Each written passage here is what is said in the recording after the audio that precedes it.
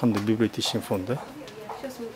Для меня большая честь работать в этом институте, который первый открылся в 1991 году, то есть ему уже очень много лет, как вы можете догадаться.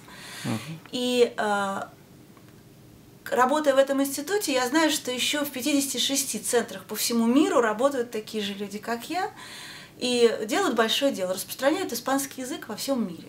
Основная идея этого центра состоит в том, чтобы людям имели возможность прийти, выучить испанский язык, сдать экзамен на международный сертификат, который называется DELI, который будет подтверждать, что у них определенный уровень испанского языка, а также посидеть в библиотеке, получить книги не только, которые есть в этой библиотеке, но и по межбиблиотечному абонементу. Институт Сервантеса также делает в интернете огромную работу. Есть центр, виртуальный центр Сервантеса, где находится огромное количество книг, статей, онлайновые курсы испанского языка.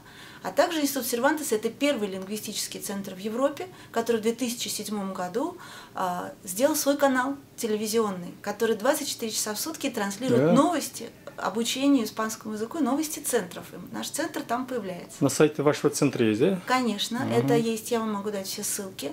Есть, можно посмотреть, кто к нам приезжает сюда, какие у нас здесь проходят мероприятия, а также еще по всему миру. В Африке, в Малайзии, в Юго-Восточной Азии, в Пекине, в Бразилии 6 центров. То есть все страны не испаноязычные, практически охвачены центрами Института Сервантеса. В Москве открылся Институт Сервантеса в 2002 году.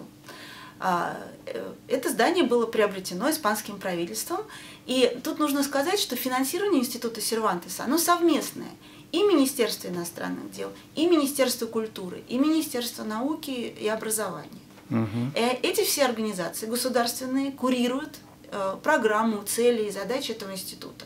Помимо всего прочего, есть еще директор института, которая сейчас ее зовут Кармен Кафарель, это женщина, и она как бы определяет и представляет Институт Сервантеса в мире, определяет его политику. Библиотеки в институтах Сервантеса носят имя крупных писателей. И вообще все крупные деятели испанского языка, не только испанцы, но и латиноамериканские тоже писатели, часто выступают в институтах Сервантеса и служат, так сказать, общему вот этому делу распространения испаноязычной культуры и испанского языка, потому что на испанском языке говорят почти 500 миллиона человек в мире. Это не только Испания, это Латинская Америка, и в Северной Америке огромная диаспора, которая говорит на испанском языке. И поэтому мы здесь представляем не только королевство испанское, да, так сказать, но и вообще все испаноговорящие культуры. Здесь проходят выставки латиноамериканских художников, посвященные латиноамериканским писателям встречи. И вообще Институт Сервантеса – это место встречи испанистов. Мы сюда очень любим приходить, потому что я тоже испанист, помимо того, что пресс-секретарь. Мы здесь встречаемся, мы здесь общаемся о любимых наших, так сказать, темах, на любимые темы, которые есть у нас. Поэтому это необыкновенно важный очаг испаноязычной культуры для всех, для нас. Если говорить об интернете и о ресурсах интернета, они настолько развиты, они настолько рано появились, еще в 1997 году появился первый, так сказать, первый ресурс, который был посвящен деятельности Института Сервантеса. Сейчас на этих страницах можно даже получить образование и выучить испанский язык онлайн. Для этого используются так называемые аулас, аудитории онлайновые. Когда ввели вот курсы онлайн? Ну, курсы онлайн я не могу вам точно сказать год, когда ввели, но вот страница появилась в 1997 году.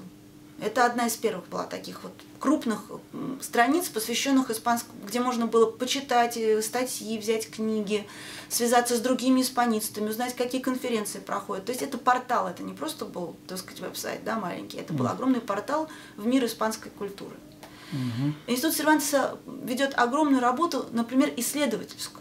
Потому что вот в Москве было несколько выставок и несколько проектов культурных, которые бы никогда не произошли, если бы не Институт Сервантеса. Да, это издание книг. Недавно прошла выставка «Дар испанскому народу», которая всему, так сказать, миру и всем москвичам показала, что республика в 1937 году передала в Россию огромное сокровище, набор книг на испанском и каталонском языках, афорты Гойи, множество предметов интереснейших, которые сейчас выставлены в Музее революции, например, можно их увидеть, а также рисунки испанских детей, которые советским детям их поздравляли с 20-летием революции. Это все было, как бы об этом знала кучка небольшая специалистов. А благодаря тому, что Институт Сервантеса проявил инициативу, была сделана потрясающая выставка в библиотеке иностранной литературы и выставка в Музее революции, который сейчас Музей современной истории России называется. Вот благодаря, во-первых, тому, что Институт Сервантеса проявил инициативу, и благодаря тому, что этот год – год Испании в России и России в Испании, то есть так называемый перекрестный год Испании в России. И мы подгадали вот эти все работы к этому году, их можно теперь увидеть и узнать о них. Еще один важный момент, последний, который, может быть, вы даже меня не спросили. Дело в том, что на территории Испании есть другие языки.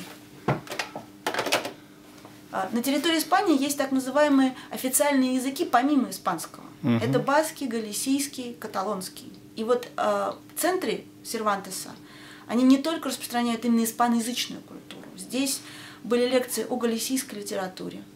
Здесь язык малых народов, да? Ну, малых народов мы можем так сказать, что это малые народы. Не дай бог, конечно, так сказать, они об этом узнают, они могут обидеться, что они малые народы. Но это так называемый co-officiales. Это как бы после испанского также являются официальными языками в Испании. Государственным языком является испанский язык, да? Государственным является испанский и другие языки тоже, которые являются как бы co-officiales, соофициальные.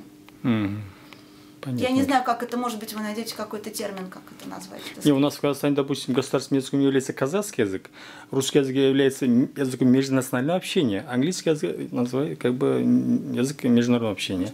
То же самое вот в Испании как? В Испании официальный язык испанский, но также каталонский, баскский, галисийский. Но, дело производства ведется на испанском? Дело производства ведется на испанском, но все зависит от, так сказать, уровня этого дела производства. Да? В Каталонии, например, часть документов можно найти и на каталонском. Институт Сервантеса является структурным подразделением посольства или это обособленное подразделение? Это отдельная структура. Отдельная структура. Мы, конечно, связаны с посольством, но мы независимы. Отдельное юрлицо, да? Отдельное юрлицо. Так. Это комната преподавателей. Как бы учительская, да? Мы все на занятиях, поэтому вы можете снять. Это учительская. Это учительская, да? Да. У них здесь... А какая проходимость, сколько желающих обучаться испанскому языку проходит в день?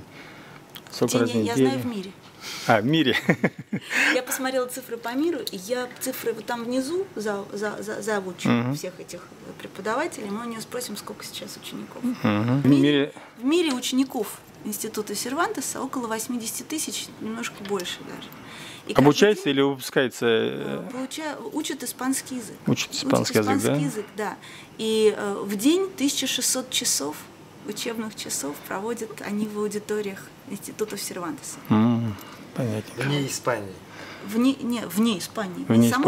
В самой Испании есть главное здание и главный центр Института Сервантеса, откуда происходит руководство, куда съезжаются на учебу, например, разные сотрудники Институтов Сервантеса. То есть не обязательно, то есть можно проходить разные уровни и сдавать экзамен Дейли, а можно совершенствовать, можно учиться переводу. То есть огромный выбор возможностей изучения испанского языка, не обязательно связанных с дипломом. Para los periodistas de Казахстан. Здравствуйте. Здравствуйте. Ну, скажите нам все хотя бы привет по-испански. Оля? Оля? Привет, это Оля, да? Провальный центр. Здесь преподаватели могут готовить материалы. Свои дидактические материалы к урокам, да, своим.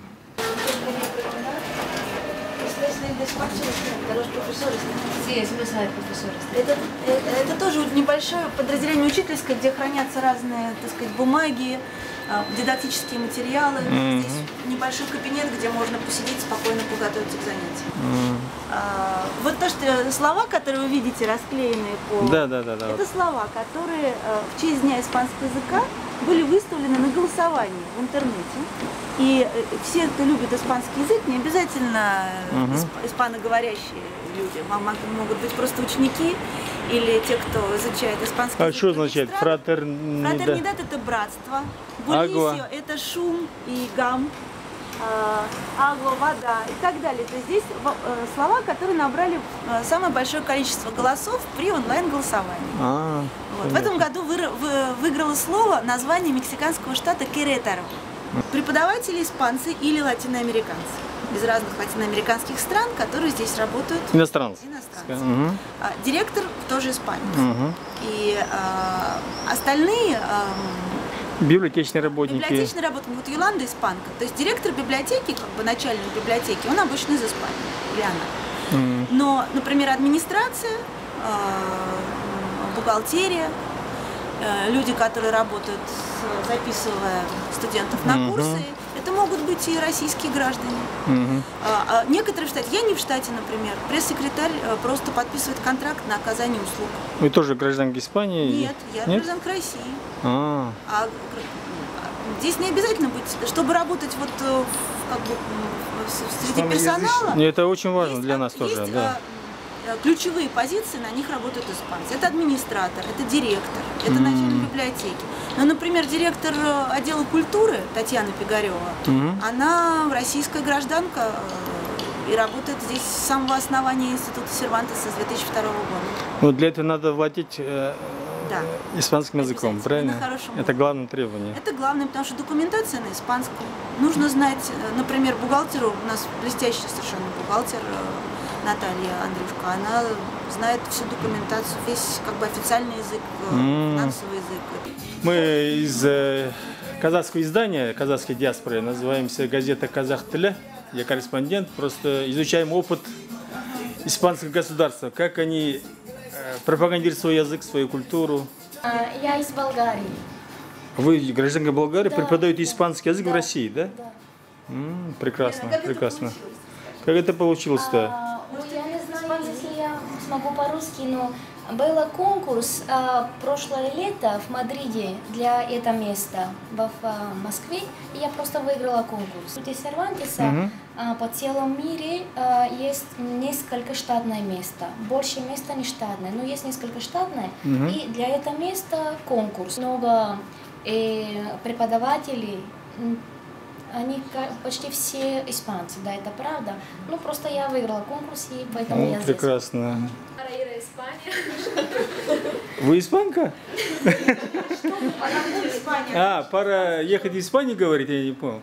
Да, у нас самый популярный ответ, как сейчас выяснилось, это для того, чтобы путешествовать по Испании, и просто потому, что нам всем очень нравится культура страны, язык. Красивый язык, да, просто? Очень красивый язык. А не хотите казахский язык изучать? Пока не было таких мыслей.